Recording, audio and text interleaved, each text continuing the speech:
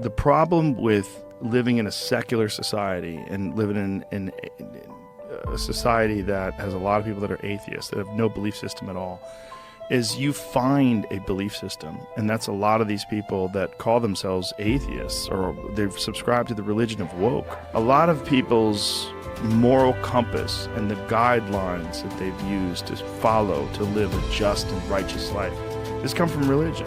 We need Jesus. I think for real. You understand, because the New Testament is utter horse. It's created by a bishop and a fucking emperor. That's a fact.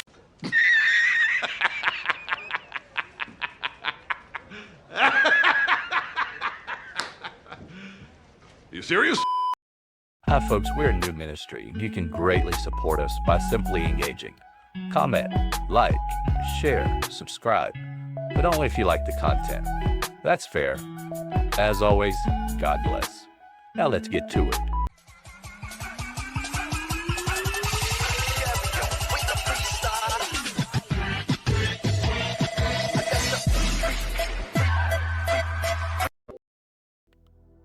Okay, so what is this video really about? Because let's be honest, when it comes to Joe Rogan and Christianity, the internet doesn't exactly handle it with nuance. I've seen everything from Rogan is saved to Rogan is leading people astray, and these guests aren't even preaching the gospel. And yeah, I get the concern, but what I always try to do here on Apologetics Zeitgeist is just take a breath. I don't rush a judgment. I don't try to guess what only God knows, because here's the truth, folks. We don't know what God's plan is. And if you ever want to make God laugh, just tell him your plans. That's why I try to stay grounded, even when things feel messy or unclear. Sometimes people get uncomfortable when Kid Rock or Adam Curry or whoever shares something about Christ while cursing. And I understand that tension. But before we start throwing stones, let's just remember, God has a long history of using some wildly unsavory characters for his purpose. We all know Moses was a murderer, David was an adulterer, Paul literally hunted Christians. Yet all of them were used mightily by God. So yeah, if he can work through those guys, I'm not counting out anyone just because they curse or aren't polished or don't preach like Billy Graham. We don't have to be naive, but we also don't have to be cynical. And here's the thing, from someone who's listened to a whole lot of JRE over the years, I can tell you, something is shifting. God is moving here, and there's a clear evolution in these conversations. One you'll see unfold by the end of this video, so stick around, and it helps the algorithm a lot, so please stick around. And that's exciting because Joe Rogan's influence is beyond massive. If even a crack of light gets through, it could reach millions. Heck, it could reach 1 billion. $100 billion. Let's explore. I was very interested by this because I've looked at every conspiracy theory, moon landing, 9/11, JFK, I mean, all kinds of conspiracies. The one I had never looked at, and now, I'm 58, so I'm like, okay, let me look at this one, is God. And I said, let me see about this God thing. I've never been a religious guy. And so I start reading and I start talking to people. I also found that around me, like a couple of people I was working with, they're all Christians. And not that anyone was ever pushing anything on me. When I asked them questions, they were gladly answered. Hi, folks. Just as a reminder as to who Adam Curry is, if you remember how popular MTV was in its infamousy, it was wildly, insanely popular if you're too young to know that and realize it. He was the main anchor for their news segment. So he was also, of course, extremely popular globally for sure. He's also credited as being the podfather, being that folks like Joe Rogan and many others credit him as doing the very first podcast and starting podcasting. And Joe Rogan obviously respects him a lot. This photo is pretty funny. And there's a lot of stuff written about Jesus. There's a lot written, thousands of years of books, and there's some contemporary stuff such as Evidence Demands a Verdict. And, this just is so much. And I got to tell you, Joe, as sure as I know that Building 7 didn't fall down out of sympathy for Building 1 and 2, God is real, Jesus existed, he was a badass outlaw, and it has changed my outlook on life. It has really changed the way I look at things. And I believe that we can win with God. I know that may sound a little weird coming from me, but I'm all in on this. And, I'm not you may think of someone who believes in God or Jesus as a crazy right-wing nut job, which I'm obviously not.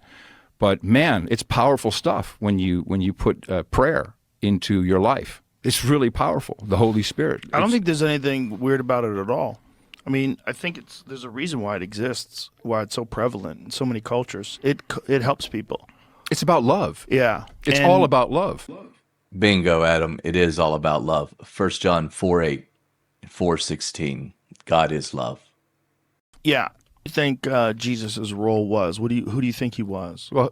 Well, he was literally the Son of God, and he was on the earth to teach, and he wandered. I mean, he was an outlaw. He did some crazy shit. He overturned the tax tables, and he really railed against a lot of stuff. Why do you think, based on what information that you have, why do you think that he existed? Jesus had to die after teaching us how to live a good life and how to be a good person, which is all about love, and that was to absolve us of our sins, which is kind of a cool out. So everyone's a sinner, everyone's flawed, but you are forgiven for that as long as you try to be better. Adam misses the mark here just a little bit, but he's a young Christian, so we give him a little pass. So it's just small things like that, but ultimately it's 100% about love, and knowing that it can be beaten. This evil in the world can be fought against. In fact, it's probably already done. And I'm just new to this, Joe, so I can't answer everything. But I love studying it. I love reading. It's fascinating material, and there's so much there. It's really fascinating. A person being the actual Son of God, I would need a lot of evidence. Joe, read Heaven Demands a Verdict. You have plenty of evidence, brother. Right. Believe that. Evidence Demands a Verdict would be a great book to read, but just as I know that JFK was assassinated, and I really believe the CIA was involved because it's been written. I've just read documents. So when you look into the Bible and everything that's been written about the Bible, that's 100 million times more has been written about that, and it's survived all these years. So I'm just someone who reads. Writes about The Shining, and a bunch of people review the writing of The Shining and write about The Shining, it doesn't mean that The Shining actually happened. Sorry, Joe. Love you, brother, but that's a terrible point. Just because so many people are writing about this particular religion doesn't mean that there was a person. But they haven't written about doesn't mean they weren't. I'm not saying they were. I'm not saying I know. But I'm saying it doesn't mean that man was the Son of God. I'm just telling you my process is when I investigate things, and to me it was a conspiracy theory. Like, I'm just going to start reading, and I read for 3 weeks until I gave up and said, I can keep reading, but all the evidence just is thrown at me over and over and over again. If I'm going to believe certain things about JFK or 9/11 or whatever, which I've read as much as I can, but there's not that much. It's just for my own conscience. I have to, if I'm going to believe that after reading 50 years of documentation versus that. Thousands of years of documentation. But it's thousands of years of documentation of a story. It's interesting that some people would rather not get there and rather be in a shitty, depressed state as long as they're not duped. but you've been duped by life. Of course. Because your life sucks. That's right, Joe. You're starting to get there, man.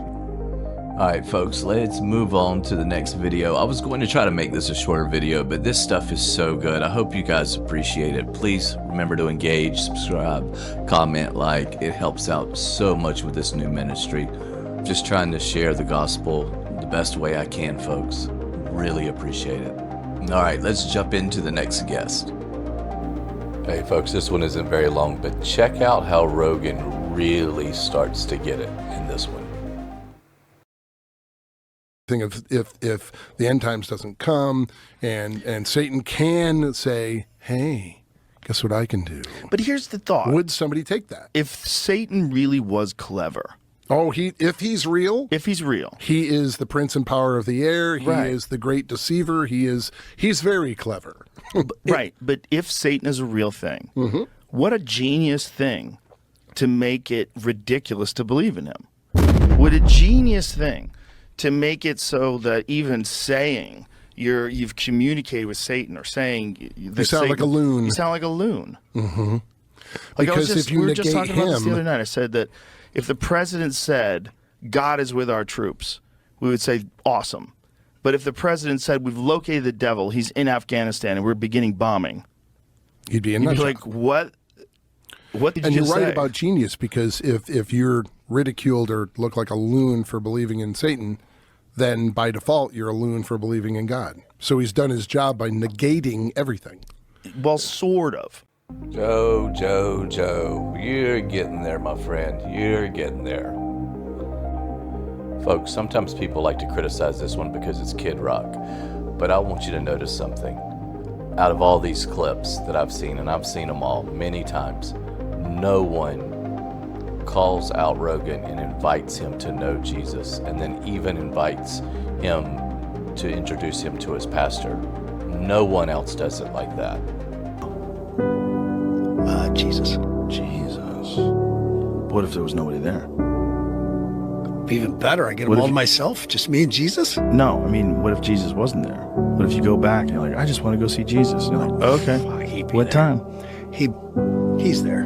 You think there's a real Jesus? Mm-hmm. Definitely. Absolutely. 1000%. What makes you convinced? My faith. So you think the real truth was that he actually was the Son of God? Yes, It'd be amazing if it was true. it is amazing. I believe you. I believe that you believe that. Would you like to be introduced to Jesus? Listen, I think the concept of Jesus is absolutely amazing. And if Jesus came here and wanted to visit me, I would be psyched. Wow, folks, wow. This is so clear to me. He wants to know Jesus. He struggles with the evidence. He struggles with the mythology. He struggles with it being so crazy and wild. The concept, of course, someone didn't rise from the dead, was born of a virgin, and is a son of God. Of course, it's not all true. That's just what he struggles with. Would you like to know Jesus? In what way? I can put my pastor on your show. I'm good. Jesus is everywhere. He's in this room. He's in the world. He's in the universe. By the aliens that you want so desperately to be real, or have the concept of them being real, that's Jesus. That is Jesus. What Kid Rock is doing here is actually pretty brilliant. He's trying to make it relevant to Joe and Joe's interest and appeal to that. It's really, really pretty brilliant. Good job, Kid Rock. Universe. By the aliens that you want so desperately to be real, or have the concept of them being real, that's Jesus. That is Jesus. Jesus and like, God are everywhere. They're everywhere. Every time you look at a flower that blooms, or you look at one of your children, you're like, that's Jesus. That is Jesus. That is God. Notice how Rogan keeps going, because Kid Rock's doing a very good job of hitting these points of interest for Rogan and kind of really speaking to him personally. Very, very wise, in my opinion. Hey folks, don't mean to be cheesy or corny, but really to support this ministry, all you need to do for the price of admission and to help out so I can keep bringing content like this, pushes me to work hard, is just subscribe, engage, comment, watching the video this far. If you've watched this far, thank you so much. That helps the algorithm tremendously. All right, just one or two more videos and we'll be done here, but sorry I'm going so long on this, but this stuff is just so interesting, so interesting. Culturally, it's important, folks. I think culture is extremely important. Folks, this clip is really important in Joe's journey because he always had the strong doubts of how the scriptures are recorded and how it was passed along over time. But praise God that Wes Huff was on recently and could really break this down and explain a lot of it to Rogan and just really dispel so much of that. If you haven't seen this episode, I think it's excellent. Some folks have tried to attack, of course Satan always wants to attack, and has attacked Wes Huff for saying that, being a little hyperbolic and claiming that the texts are word for word in Isaiah, and what he meant is that the message is the same and nothing changed. And the point is that's extremely impressive. And Rogan was very impressed here, which is awesome. They're older versions. The Dead Sea Scrolls are the oldest of the Old Testament. So when they were discovered, so they were discovered in 1946 to 1957. And at that point, during their discovery, they pushed back a lot of our previous oldest manuscripts 1,000 years, which was a big deal. How old are they? They're anywhere between the 3rd century BC and the 1st century BC. And it's a number of different languages. So the vast majority of it is in Hebrew, but there's also a lot in Aramaic and then Greek and in Nabatean. So it's like an umbrella term to just describe a whole bunch of literature. And when we're talking about the Dead Sea Scrolls, like you have ones like the Great Isaiah Scroll, which is fully complete.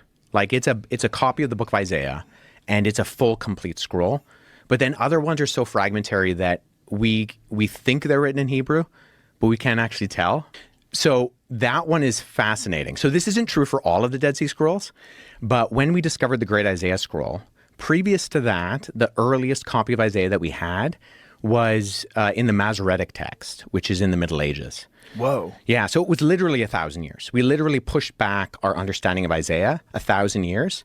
And the thing that really shocked scholars, like I said, this isn't true for all of the Dead Sea Scrolls, but one of the things that shocked them about Isaiah was that it was word for word identical to the Masoretic text. Word for word. Word for word. Wow. Yeah, and I mean, I think we get that in history too, whereas we have these kind of what we think are established conventions, and then all of a sudden we discover something and it like completely overthrows the ideas that we have. Like Clovis first. Yeah, or go back to Tepe. And here we are, folks, once again making it very relatable to Rogan. Very wise move once again by Wes, just the same as Kid Rock did. Remember this in your witnessing, folks. It'll probably come natural to you, but try to appeal to people in their foundations and their beliefs and their other things, and make the analogies or draw the same kind of lines so that they can understand it on those terms, and then their mind can start to wrap they can start to wrap their mind around the concepts, especially when they are folks that just need a lot of evidence and really struggle with those types of things. So this was huge, this episode with Wes Huff. I believe it really tremendously helped Joe. There's rumors after this. I know that Ruslan was saying that he heard also that Joe had been seen at church around Austin. So I think it's very clear he's trying. Joe is a truth seeker, and if he keeps seeking and keeps digging, he's going to find the truth, and we know the truth is Christ. So here's where I land with all of this. It's extremely clear to me that Joe Rogan is genuinely seeking the truth. And I believe God is accommodating that by putting the right voices in front of him over and over again. Now, of course, people will criticize, haters will hate, but as I've said before, let's not question who God uses or how he uses them to unveil the truth. If he can speak through a donkey, he can use a podcast. If this resonated with you or made you think even just a little, hit that subscribe button to support what I'm building here. It's free, and it tells the algorithm this kind of content matters. More conversations like this are coming. Stay curious, stay grounded, and as always, God bless.